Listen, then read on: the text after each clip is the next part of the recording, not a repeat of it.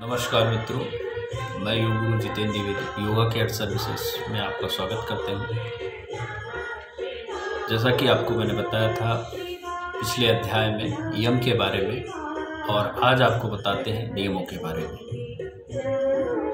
अष्टांग योग के अंतर्गत आने वाले 8 अंगों में ये दूसरा अंग नियम है। नियम भी 5 प्रकार के हैं: शौच, संतोष, तप, स्वाध्याय, ईश्वर प्राणिधानानि नियमः। साधनापाद श्लोक 32।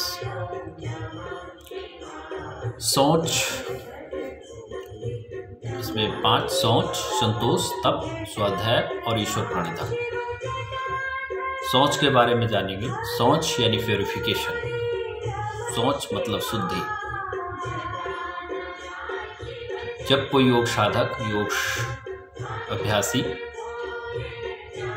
योग करने के पूर्व, योग का संकल्प लेने से पूर्व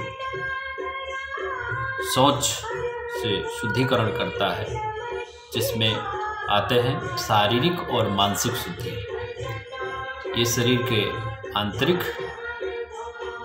और बाह्य शुद्धि के अंतर्गत जानते हैं, जिसमें बाह्य शुद्धि तो हम लोग जानते ही हैं।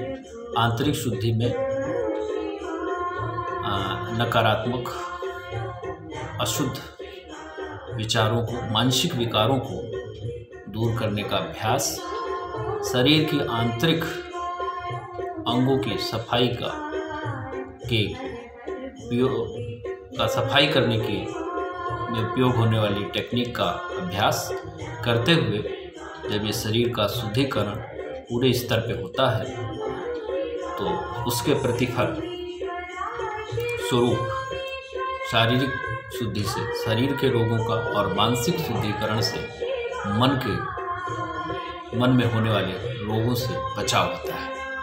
साथ ही शरीर की शुद्धि के भाव से स्वयं के और दूसरे के शरीर के प्रति अनासक्ति का भाव पैदा होने लगता है। इसके अलावा दूसरा है शौच, संतोष। संतोष के अंतर्गत, संतोष में जो स्वयं के योग्यता, प्रतिभा और कर्म के अनुसार अपनी मेहनत से प्राप्त फल है,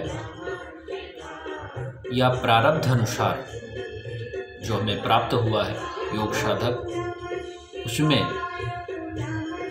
आत्मसंतुष्टि का भाव, उसमें प्रेम और उसी में खुश रहने की जो आदत उसमें पैदा होती है, उसे संतोष कहते हैं। और संतोष का नियम आने से साधक को आत्मसुख का अनुभव होता है, और दूसरों की वस्तु, व्यक्ति और स्थान में आकर्षण का भाव, अनासक्ति का भाव, आकर्षण में अनासक्ति का भाव पैदा होने लगता है। शौच, संतोष के बाद बताएंगे तप के बारे में। तीसरा पॉइंट तप है। तप स्वाध्याय, ईश्वर प्राणिधानानि क्रिया योगा एक प्रकार का क्रिया योग है, जिसका अभ्यास करने से तप शारीरिक, मानसिक और वाचिक स्तर पर अपनी कर्म और धर्म के मध्य में आने वाले, सुधर्म पालन के मध्य में आने वाले जो बाधाएं हैं, व्याधियां हैं, उनसे संघर्ष करते हुए, सहर्ष संघर्ष करते हुए अपने लक्ष्य की ओर बढ़ने का जो अभ्यास है, वो तप है। तप का अभ्यास करने से साधक को अपने लक्ष्यों को, अपने उद्देश्यों, जीवन के उद्देश्यों को, जीवन के लक्ष्यों को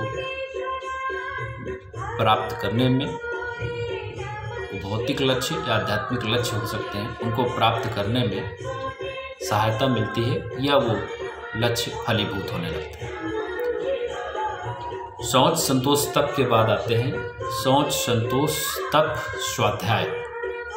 स्वाध्याय ये चौथा पॉइंट है। स्वाध्याय के अंतर्गत इसका शाब्दिक अर्थ स्वयं का अध्ययन है, या शैक्षिक, आध्यात्मिक और धार्मिक ग्रंथों का गहराई से व व्यवहारिक स्तर पर अध्ययन, एक उद्देश्यपूर्वक अध्ययन करने का जो अभ्यास है उसे स्वाध्याय कह सकते हैं। स्वाध्याय में इष्ट के नाम का जप भी हो सकता है, भक्ति का अध्ययन हो सकता है और स्वयं के गुण दोषों और अपने ज्ञान और अज्ञान, उचित और अनुचित का ज्ञान को भी स्वाध्याय कहेंगे।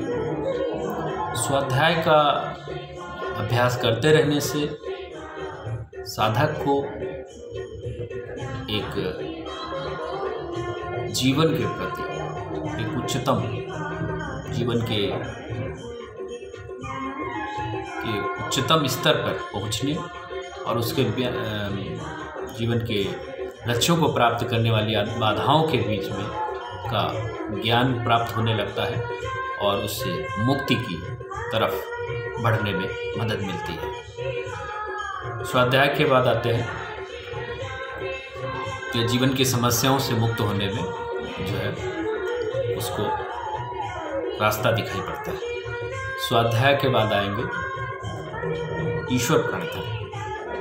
सोच संतोष तप स्वाध्याय ईश्वर प्रणिधान। ईश्वर प्रणिधान का मतलब है ईश्वर के प्रति अपने प्राणों को अर्पित करना, प्राणों के प्रति आहुति देना, यानी सर्वस्व उस इष्ट के प्रति, उस परमात्मा के प्रति,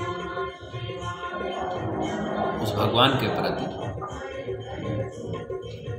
जो जिसके द्वारा इस सारी